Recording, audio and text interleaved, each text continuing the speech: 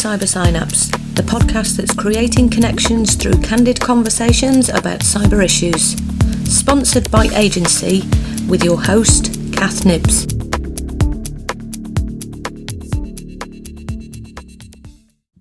Welcome to this week's episode. This week I'm joined by Matt and we discuss something called heart rate variability. So to give you a quick introduction, we bring something called the Polyvagal theory into our conversation today. And I'm sure for those of you that have been listening, welcome to this week's episode, one that I've been hoping to bring for some time. I just needed the right person to talk to at the right time. And hey presto, myself and Matt managed to synchronise our diaries and managed to have this conversation right now. So I'm bringing a theory called the Polyvagal theory to you today, and something around heart rate variability. So if you've just had a quick scan of the show notes, it will show that we're talking about resilience, breathing, the autonomic nervous system, stress, how to recover from being in burnout. This is something that I use in my psychotherapy practice for trauma. And when I started Cybersynapse, this was what I actually did. I sent out a small video to some colleagues and said, what do you think about what I'm doing in terms of trauma? And I'm using something called the biopsychosocial model. And this is the biological side of it. So we chat today about the Polyvagal theory, which was, so the person responsible for the Polyvagal theory is called Porges. And he's one of my, if you like, inverted commas, superheroes. I've had the privilege of spending a few days actually on a training course with him. And I kind of use this theory to apply it to lots and lots of things. We've made it as simple as possible today, so that this is Biohacking Part 2. There's going to be 3, 4, 5, 6, 7, 8, and I mentioned today in the conversation that we have around the auraring, and we're going to get to that hopefully on another episode, because I'm now starting to bring together and hopefully synthesize for you, in terms of the cyber-based issues, why I have different approaches and why I use different things. To quickly go through the, I'm going to call it a sales pitch because it is exactly that. Head on over to patreon.com/cybersynapse and sign up to basically pay me some money. So there's a service that you can donate to, pound, dollar, wherever you're listening from. And I've got 2 levels where you can have reflections, and that will be after a conversation. I will have a bit of a reflection back, and this is only for Patreon subscribers. The second level, I will actually have in-depth conversations with you, almost like a one-to-one coaching session, sitting talking with you, and going through the Polyvagal theory in depth, so that you could get a really deep understanding where I'm coming from. And you know, I've bills to pay, car to run, and this actually taps into my time. So I'd refrain from doing this because I didn't want to be the same old salesperson. I dislike this. But I am giving up a lot of my time to commit to these podcasts, and that includes having to email people, synchronise diaries. Quite often that taps into my self-care timescales, which means I then have to rearrange what I'm doing. And in terms of what I do for a job, my self-care routine is extremely important. So this is a way that I could possibly bring somebody else in to do the editing. So this episode goes out on Bank Holiday Monday. I was working over the weekend. In terms of editing, I have to do last minute edits. So this will be done probably up until the late Sunday, maybe even in the early hours of Monday morning, so that when this podcast comes out, it's ripe and ready for everybody to listen to.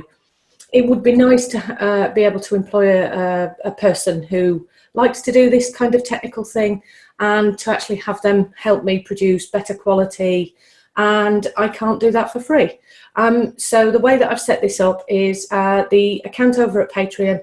You can donate as little or as much as you want. And that's basically the place you can become my super fan, and that's where I'll start putting some more material, but obviously it's only for Patreon subscribers. I hope you enjoy the episode today. It's really, again, one of my favorites. I'm having a blast doing this podcast in terms of the conversations I'm now getting to have and to bring to the public. Have a great week. For those in the UK listening to this Bank Holiday Monday, have a great time. See you soon. Welcome to Cyber Synapse. This week, I'm joined by Matt Hatson, and he's a resilience trainer and coach, and he's also a HeartMath coach. Now, for the listeners and viewers, I'm going to come on to that in just a moment, and by now, I will have done a synopsis in the introduction, so you might be aware of some of the terms we're going to be using today. So first of all, Matt, why do you do what you do as a resilience and trainer and coach? Well, I guess that goes back probably around 10 years. I was always been in the corporate world, and I was a strategy director for a large engineering company, having a great time. I was traveling around the world. I was doing all these big projects, loving it. I'm an engineer by background. And but I was working some long hours, some really long hours, 12, 14 hours was quite normal, but I was loving it. And I was doing absolutely fine until my my youngest child, Thomas, I've got two, he developed a lung issue and just overnight stopped sleeping, couldn't sleep, just coughed all night. And so I went from doing this to suddenly having to find a way to get away with 2 hours sleep a night. And that had a profound impact. I was commuting for 5 hours a day. I was starting my meetings at 5 a.m. to talk to Australia. I was finishing them at 9 p.m. into Canada, getting 2 hours sleep because I was trying to look after them, the family, whilst the doctors try to work out what was wrong with my son. And that went on for 2 years. So I still thought I was doing fine. I was manning up, I was digging deep and all that good stuff until people started, friends started to say to me, what's happened to you? You're a ghost of yourself. And actually it made me realize that no, I wasn't doing fine. I just thought I was. So being an engineer and a real geek, I started looking at what I could do to kind of maintain my sanity during that time. And I tried all sorts of things, yoga, meditation, different types of meditation, qigong, lots of different therapies, read loads of different books because I was up all night, so I had lots of time to read. And also biofeedback, lots of different types of biofeedback, of which I found HeartMath actually one of the most effective ones. And so my son's fine now. They worked out what it was, and he sleeps, and he's very cheeky and happy lad. But eventually I realized that I was enjoying helping people with their resilience more than I was doing the engineering stuff. And so I got to a point where I said, you know what, it's time for me to do that because I think I can make a bigger difference. And it gives me an excuse to get paid to research it even further. And get paid to be a geek, which is, I guess, always always about. I'm on the same wavelength as you already, Matt, with that. But I mean, we've spoken about that before. So obviously, one of the previous episodes that I did with Pete, we actually talked about sleep and hacking sleep. So a few of the listeners and viewers might know that I'm a biohacker. So one of the reasons I've brought you on today, Matt, is because for a number of years I've been using HeartMath with the children that I work with in therapy. I do use it with adults as well, but I'm just going to focus about children for a second.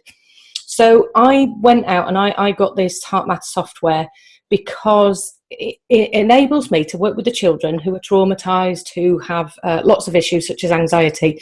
So what you're effectively working with in the adult world, I'm working with children. And the software I got on my PC, and it allows the children to play games, including one where they get to be on a jet ski, and it's through the breathing and this heart rate variability, which we're going to talk about in just a minute.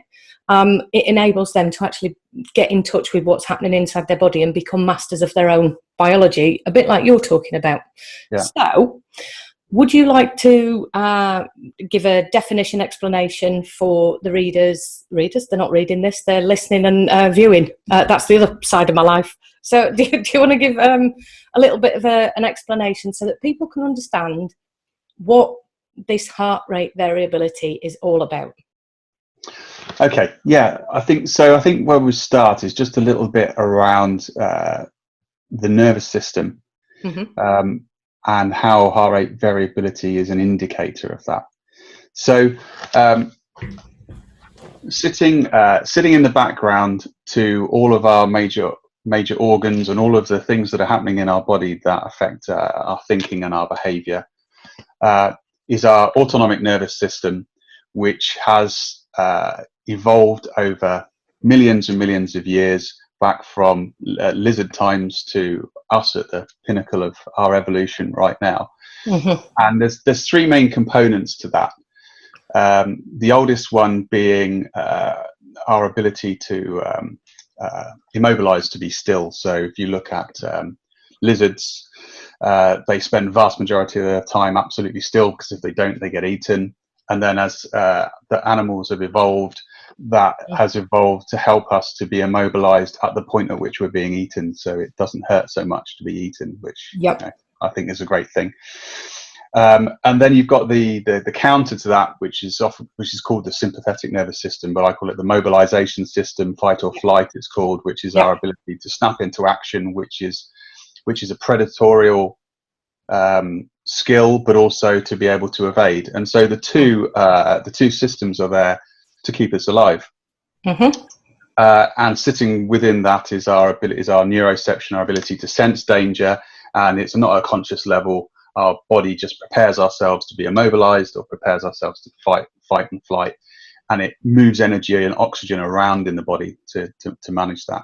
Mm-hmm. In humans and social animals, there's another system, the social engagement system, which sits above all of that and is part of the fundamental part of the vagus nerve, which I kind of see as kind of the master management system between those two. Mm-hmm. And focuses on our ability to connect and be part of a community.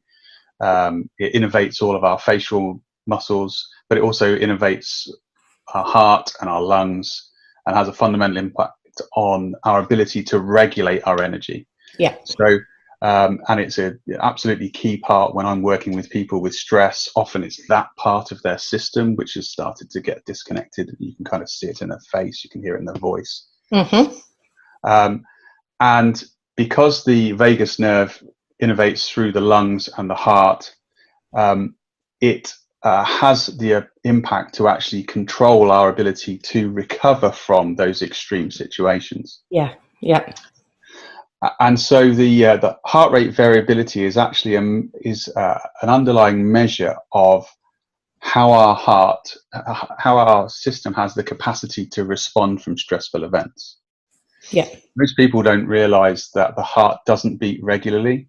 If you're really relaxed first thing in the morning, it beats irregularly on demand from the organs and the muscles and all those parts of which is a bit of a shock to most people. They think it's very hard on. Obviously, if you're on a treadmill, it is extremely regular. Or actually, if you're under extreme stress, like giving a presentation to 500 people, will look a lot like the heart rate of somebody on a treadmill.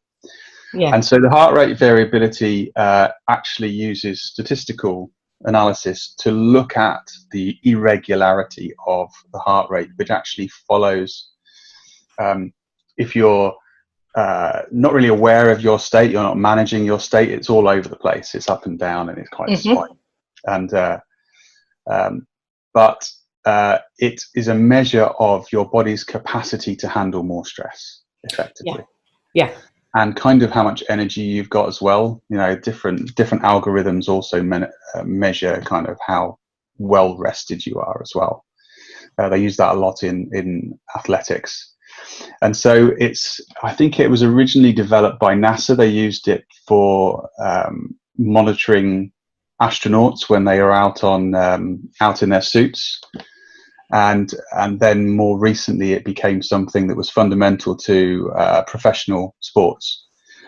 Yeah. And professional athletes have been using it for over 10 years, I think.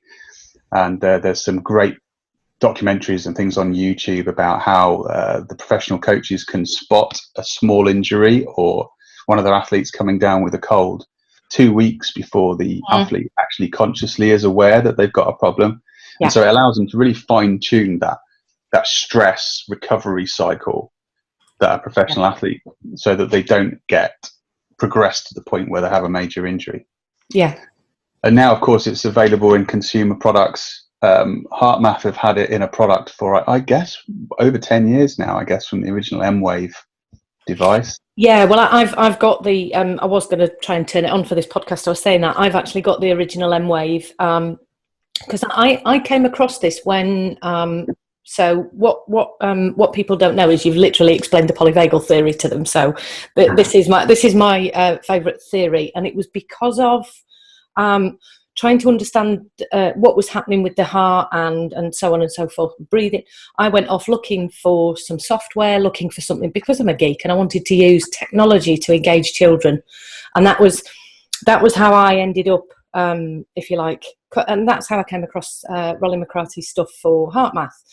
And it's very, very geeky. It's very, very science-based. And I took a look at it and said, okay, right, this looks like the kind of software I could use with a child. And I don't need to explain what's happening in any of the autonomic nervous system with the children. It's pretty simple, the program, in terms of it's got 3 bars to begin with. They're either in the red zone, the blue zone, or the green zone. Yeah. And obviously you show a child a game, they want to be in the green zone. So they say, how do I get in the green zone? And then what we do is we look at the breathing mandala and we say, okay, you need to breathe like this. And then what I do is I sit with the children and work out what's their best breathing rate. And from there, I've gone on to notice that you can now get it as apps on your phone. I've actually got the Inner Balance, which is the one that you can use with an iPhone. I've also got another version. But you can literally get hold of the heart rate variability apps now to have on your phone. In terms of, I wear a wristband that measures it for one particular app. I use the Bluetooth earpiece for another app, because they all measure in very different ways. And some of them are now starting to feed back from the apps that they're not as accurate as other forms of measurements. So I'm just thinking about how it's gone from being something that was, incredibly expensive when I first bought it for the computer, to something that's now, I don't know, £40 maybe. Yeah, no, yeah, it's good. I use 2 types of heart rate variability. I do so I do a lot of training with corporates, but I also do rescue coaching with executives. People who've gone into burnout, maybe brownout, but gone into burnout. They're not performing, they're disengaged. And I use 2 types of HRV tech with them. I use an app called wellbeing. Have you come across wellbeing? No. So wellbeing is a free app. The basic level I recommend most people don't need, unless they are really into, they do a lot of measurements of themselves. They don't need the paid one. And that uses the finger sense, uses the camera and the flash on a phone, and it takes a pretty accurate HRV. And I recommend people do that first thing in the morning before they get up. Yeah. And it gives them 2 things. It gives them a stress level and an energy level. And the principle for that, for me, is that people who are stressed, and I am generalizing, but I'd say 99% of the time this is true, they become disconnected from their interoception. They don't know how they feel. Yes, absolutely. And so getting them to measure it every morning gets into 2 things. One, they start to question how they feel, and it starts to get them to check in. So I do 2 things. I say, right, scan yourself first thing in the morning. Yeah. And then just decide how well you agree with it. And over time, I want them to, it starts off with this software's faulty. And then a few weeks later, it's like, yeah, do you know what? Perhaps I'm not actually as well as, as full of energy as I thought I was. So I use that one as a way of getting them to get it back in touch with them, how they feel, and manage their own energy. Because ultimately I want them to manage their energy. The other thing is then I use heart rate. I use HeartMath. And I use HeartMath one, to get them to just stop, but predominantly to teach them the techniques and to buy into the feeling of the technique so that they can apply it on demand. So to get them to the point where they have the ability to go meta-aware on their own state and say, I'm not in the right place to do this presentation right now, or this person is a mood hoover. That's a term that I learned from a client recently, which I love. This person is a mood hoover, and if I don't protect myself, I don't get myself into a right state, that person is going to ruin my day. Yep.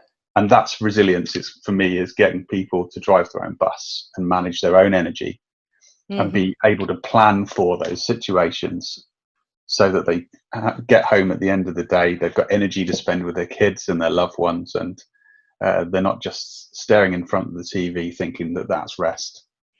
Yes. Yeah. I some of the terms I've got are emotional vampire. That's my favourite. Yeah. In terms of, so I'm just going to talk like a trauma therapist for a second. Lots and lots of people who are traumatized, and stress is a version of trauma, because it starts stress all the way through to huge trauma. Actually, we talk in psychotherapy about people being dead from the neck down, i.e. they're all in their head and they've absolutely disconnected from their body. So I will suggest to clients that they get back in their body, and they look at me a bit gone out sometimes. And I say, what you've got to do is notice what's going on in your body. Can you even tell when your heart is beating? Are you able to pick up on these signs? Now, some children go the opposite way, where they're hyper sensitive to everything that's happening within their body. So it's about saying, okay, so you need to disconnect a little bit more and trust your body's intuition, versus those that need to get back into their body. But I see that's the two extremes that happens for a lot of clients. That's really interesting. The hypersensitive, is that related to, is that the sort of amygdala on high alert and amplifying it?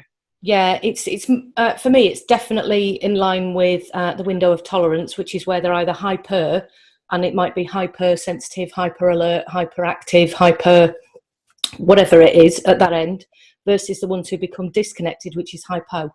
So I tend to say to people, do you notice what your tummy feels like? Do you notice if you've got what kind of heartbeat you've got, whether it's quite a strong one?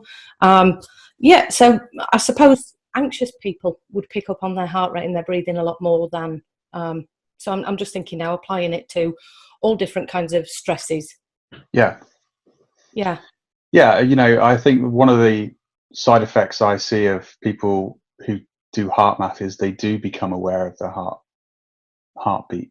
Yep. It's a regular thing. People come back to me, and it freaks people out when they first start experiencing it. Yeah. It's like, it's okay. It's good to know that you're alive, and you can bear that in mind, because then when you do find yourself in a situation where you're getting a bit stressed or anxious, it's just outside of your conscious awareness, and you realize your heartbeat's faster, and it's then a good trigger to say, okay, now's a good time to do some breathing, getting people to understand the importance of what the in-breath and out-breath do, and the ability that suddenly you've got this ability to change how you feel and understand, the Mercedes will understand that thoughts affect emotions, affect physiology, and affect thoughts. And the quickest way to change your thoughts is to change your physiology, and the quickest way to change your physiology is to change your breathing. Absolutely. And people suddenly got the ability to self-regulate, whereas previously they didn't. Yeah, I am going to say, actually, if people want to have a bit of an understanding about this, Alan Watkins done a TED talk on this, with physiology being at the bottom, and it's quite interesting. But also, it's because of Alan Watkins that I use one of the other kinds of software, which I was going to talk about. So, actually, do we want to talk about? I'm just thinking, when we talked about the heart beating irregularly, that's basically because of how it's set up. It's got sucking in chambers and pushing out chambers, and they're not all connected in the same way. Some of them are bigger than others, and I'm just thinking about explaining it to clients about. So I normally say to them, "Have you ever watched Holby City?" And it's got the little beep, beep, beep. Yeah, it's not as regular as that. So what we're talking about in heart rate variability is the gaps in between, the distances, how they vary. Yeah. As simply as we can put it, isn't it? So it is, yeah. you want to explain about, so what happens when we breathe in, what happens when we breathe out, how that changes those or that variability, and then how we can see health and resilience, I suppose. Yeah. Okay. So there's the two main sides of the autonomic nervous system is the sympathetic and parasympathetic. The sympathetic raises heart rate and blood pressure, and is really engaged when you're on a treadmill playing sport or giving a presentation or getting really cross with someone. And the parasympathetic does the opposite. They also have a different configuration of where they send blood and oxygen. Mm-hmm. So they have different reaction on prioritization on bodily organs as well. So, but you're not, some people have read a little bit on the internet and think, oh, I'm sympathetic or I'm parasympathetic. No, if you're just one, you're dead. They're constantly, Yeah. There's a constant ebb and flow, and that ebb and flow between them in a healthy, well-rested person is affected on their breath. So as they breathe in, blood pressure goes up, heart rate increases, the sympathetic system becomes more active, and as they breathe out, the parasympathetic kicks in, blood pressure drops, heart rate drops. And so actually, if you plot heart rate over time, it goes up and down as the person breathes. And so if your breathing most people don't breathe optimally for that, so they might and in different situations how they feel affects how they're breathing. So if people are a bit stressed, they'll have a lopsided towards the sympathetic side, they'll have a bigger in breath, a quick out breath, or the other way around. And so it's a constant ebb and flow, and you can kind of get a good feel you can calibrate where somebody is by looking at their breathing pattern. I'm wondering how many people that are currently listening to this have actually just paid attention to their own breathing. Yeah, it is something that whenever I start to talk about this to clients, I notice that they'll go, and I go and breathe out. Yeah, there is a huge.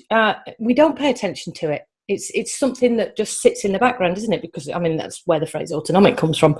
But there is something around when you ask somebody to pay attention to their breathing, they actually change how they breathe. And it changes their state as well. Their state of mind changes straight away. Yeah, I nearly did the observable universe and the split atom experiment then, but I'm going to stay away from that because that's so engineering and geeky. So what does happen is people pay attention to their breathing, and then what they do is they breathe in a very different way. So sometimes I might say to them, breathe out in the middle of a sentence, because I tend to watch what people are doing with their bodies, and they say, what do you mean breathe out? Because trauma, stress, anxiety seems to be and then they forget to go and breathe out. So it's all about actually getting people to do the opposite of what they think they need to do. So quite often it's they don't pay attention to their breathing because they've never been taught how to pay attention to their breathing. Yeah. So I find that's one of the most interesting parts in terms of working with clients is speaking to them about their breathing before we even do any kind of heart rate variability stuff or conversations around that. Yeah, and I teach people balanced breathing right early on. One, it makes coaching a lot easier because it encourages the social engagement side. So if you've got somebody who's stressed and they're not communicating very well and maybe shutting themselves away from people, but somehow you've managed to get them to sit in front of you to do some coaching, getting them to balance breathe and to balance the nervous system, engage that social engagement, you'll get into a much more productive discussion than if I let them just stay in their state, because if they're highly stressed, then they probably shut their ears down, because if you're in a fight or flight situation, actually ears aren't that useful, and neither's talking. I was going to say, and that's where all of this shoulder shrugging comes from with clients when they're doing the don't know, and it's kind of actually they don't know because they're not in that state to be able to access anything, because the brain's gone into this place where it just says I need to just disengage. Yeah, so I was thinking about something that you said earlier, so I've kind of gone off on a bit of a tangent. So the resting well, okay? So I've recently been introduced to a term, active recovery. Yeah. And this is more so for, so when people say, yeah, but I do this or I do that, I say, when do you have an active recovery time? So I might say to a client, that might mean going for a walk. I'm not talking about being on a treadmill and stressing your heart, making it pump really fast, but enough to go for a walk. And obviously I know some of the benefits of going for a walk is it improves something called BDNF, which is a helpful chemical in the brain that enables the brain to continue talking to itself. But also that's the bit that helps them get out of their own head into their body, and it's about, do you go for a massage? Do you go for this? Do you do that? Do you do the other? Yeah. I'm just thinking, what kind of advice do you give to people for their resilience, for the active recovery or resting well, or whatever kind of phrase you might use, Matt? So I use active recovery. Yep. It's that's the kind of professional sports term, and I do that because I want people to understand that if they've had a really stressful time, active recovery probably isn't sitting in front of the TV, drinking copious glasses of wine or beer or something like that. That actually that is alcohol's a stressor, it's a stimulant. Yep. It's very depressant, isn't it? But it's not going to get you back into that well-balanced state. That actually you need to be looking at. I say aim to have your batteries fully recharged every morning, which is why I get people to check their HRV before they do anything else. Yeah. Because it gives them an idea of just how much energy they can bring to the day. I don't believe in time management. I believe in energy management. So I've got a finite amount of time, energy, and my HRV will tell me how much I've got, and I want to decide how I'm going to spend it, because anything I do that day, I want to knock it out of the park. I don't want to do it half. So I talk about active recovery, and also get people to understand that I deal with a lot of kind of type A personalities, people who they go to work, they want to knock it out the park, they're ambitious, they've got a career ladder, and then they come home, they're still type A personalities. So they go and do CrossFit after a 12-hour day and a commute, and then they wonder why they're starting to feel sluggish. Well, it's because your adrenals are shot. And actually to understand, you know what, you can't do that because you have a finite battery. So I do encourage them to look at numerous different things. One thing that HeartMath is a very good active recovery. Yeah.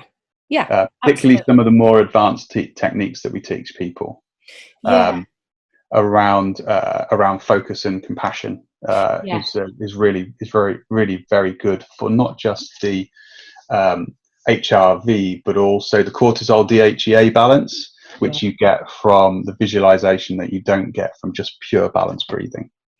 Absolutely. And that's I'm just trying to think of the term that Rollins he had when I was at a conference last year with him, and he was talking about how one of the slides that he brought up was actually how he'd got his son to become coherent, but then also to offer compassion and empathy towards the dog, who also, this is definitely geeky techs, isn't it? When we start strapping our family and animals up, he'd actually strap the animal up to a heart rate monitor and his son, and when the son was told, don't touch the dog, just sit in the room, send out, the positive vibes from the heart, and actually what happened was the dog became coherent.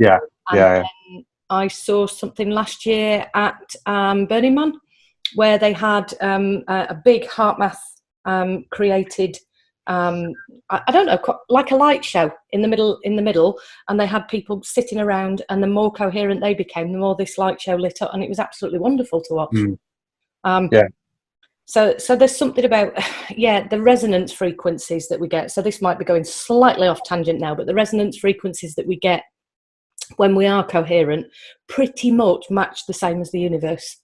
So and that's where this 0.1 hertz comes from, for those of you who are really, really interested. But also I'm aware from Alan Watkins' research, not everybody resonates at that particular frequency. There may be slightly off depending on maybe their biology. But there is something around this Yeah, the compassion breathing, the connectedness, and this appears in quite a lot of other areas, doesn't it? So I'm just thinking about energy worlds, Buddhism. Yeah, you know, I being a rabid engineer and kind of positivist, I was always very dubious about this until I really started to get my head into the polyvagal theory. Yeah. And when you understand that actually we are social animals, and therefore to spend time focusing on the social aspect and giving and supporting other people, it entirely makes sense why that has a positive biological impact. Yeah.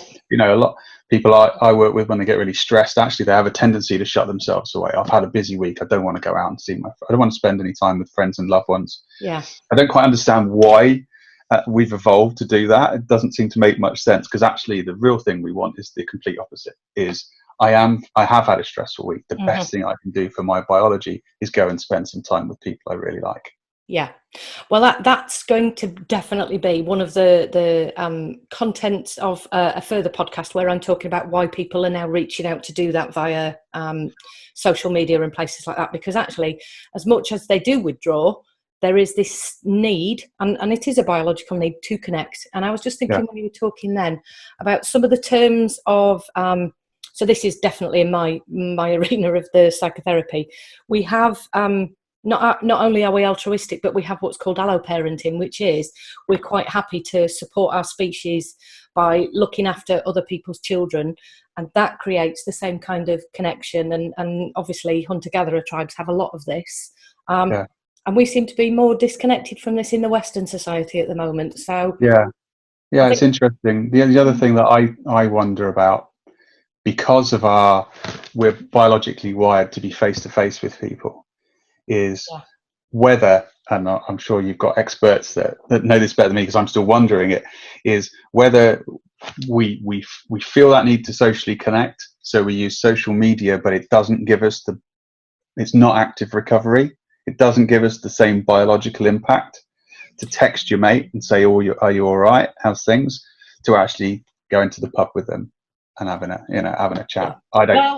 Personally, I don't think they're the same thing, but I don't have the science to back that up. Yeah, well, I'm going to give you a bit of a spoiler here. That's actually what's in my book. Although it's nowhere near finished yet, I'm still doing this, but this is essentially what I'm tapping into. And obviously, I've done the article on Medium, which talked about the polyvagal portal to the matrix, and I was actually talking about how it's not quite the same, because it creates this false safety, and it's that false safety that puts us into a place where we think we're communicating in the same way, but we're not. It's not quite the same. Because our nervous systems are not wired for it. No, not at all. They have no idea what's going on. No, not at all, because the normal life indicators. So I think I covered this the other week with Justin.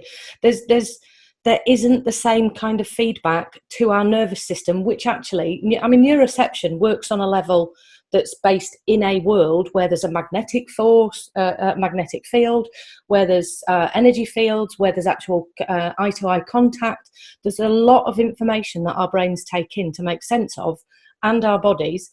And if you're going into a virtual world, lots of that is missing. And I think that's what I'm trying to explain is why it's so very different, but it's also not quite the same. Oh, I did like that question. That wondering. Yeah, I think, and I am trying to find the science behind it, because at the moment that we just don't have enough. There's a lot about why we do, and there's what they call the online disinhibition effect, which is something about why we behave in cyberspace as we do. But I think it's much more complicated than disinhibition. I think there's more that goes on. I mean, it's interesting. You think with the rise in home working, that people who are home based most of the time, you know, with stressful jobs, stressful lives, as we've all got, are not getting any of that recovery effect of having a good laugh in the office that you have at lunchtime, or just at the desk and having a catch up. Yep. You don't get any of that. And so that's a new kind of loneliness, I think, that is going to have an impact on people's ability to be productive. And yet, in a shrinking physical office environment, there's more and more people working from working from home and having to find a way to manage the same level of stress they experienced when they worked in an office, maybe without the commute. Yeah. But they don't have anyone, to chat to. They don't have Absolutely. that And informal social stuff. yeah. And I suspect the cost of where, although it's not active recovery, the alcohol part, actually the cost of going out to socialise has become so large nowadays that actually people don't go out for meals, they don't go out to the pub, they don't go out to youth clubs, they don't go out. And I think that's also kind of the other side of the coin, is that to socialise, which is a normal biological function, we have to pay an enormous amount of money to do so. So generally people will opt out, therefore becoming isolated. And, I'm just going to tap into the research at the moment that's showing that loneliness is the biggest killer.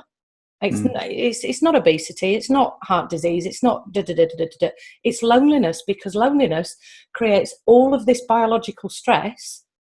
And I think that's what happens for older people, is their heart rate variability and resilience gets less and less and less. Their isolation, their stress increases. And that's what loneliness does. Yeah. Wow, that was a bit of a slight rant. I don't want to end on that one. No. Let's get back in a balanced place, shall we? Yeah. But you're right. Yeah. We've got to find ways as a society to deal with it. Yeah. Okay. So what I thought I'd do very quickly, for those that are watching on YouTube and for those that are listening on the podcast, if you go to YouTube, you'll be able to see this on Cyber Synapse there. I'm actually just showing, this is one version of how heart rate variability is measured. Okay, so it would clip onto my jumper, the other side onto my ear, and that would actually transmit via Bluetooth to my phone, my iPad, my laptop, whatever it is that I put it into. And similarly, this is the HeartMath inner balance. Okay, one end goes into the iPhone, the other end clips onto your ear. Or onto the end of your finger. You can buy finger devices, you can buy chest monitors, you can buy wrist monitors.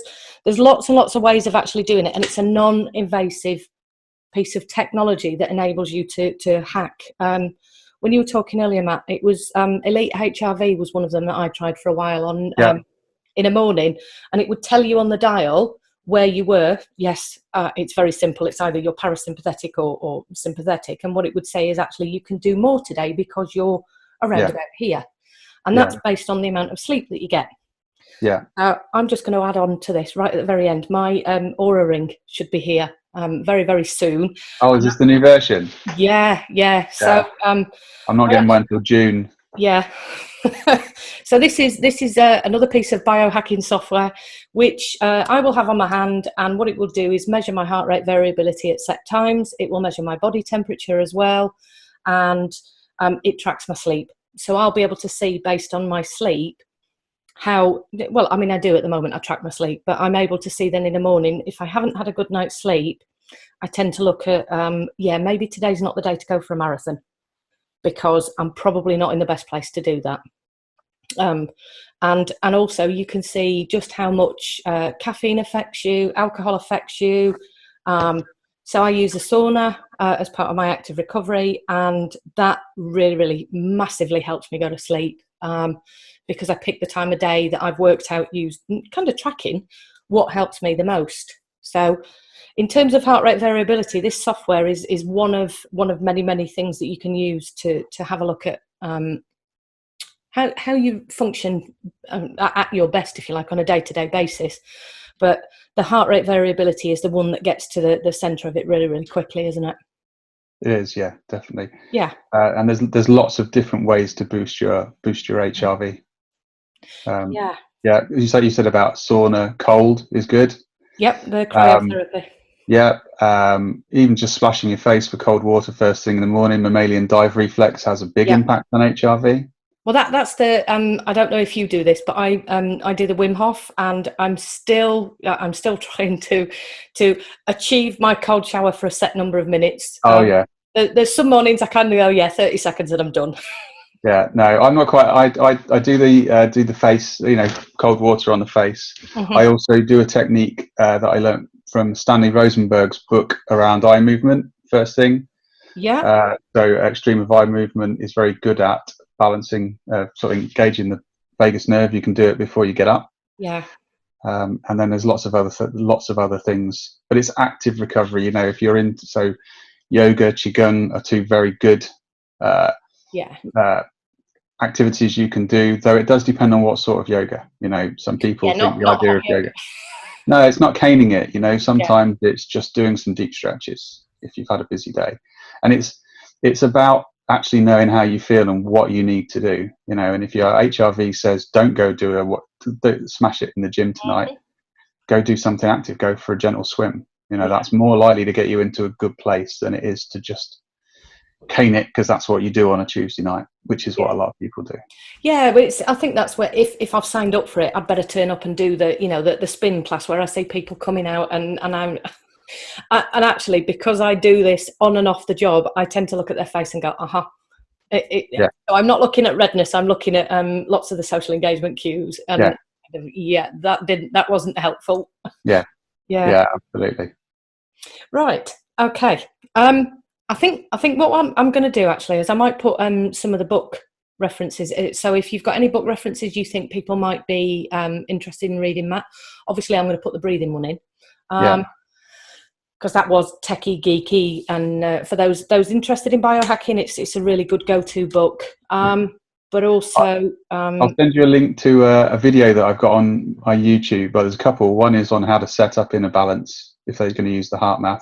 Oh yeah. Also, another one. It's a half an hour called "The Heart Knows Everything," which goes in with graphics into more detail as to how HRV works and some of the more recent research about how your heart rate variability changes depending on what emotions you're feeling.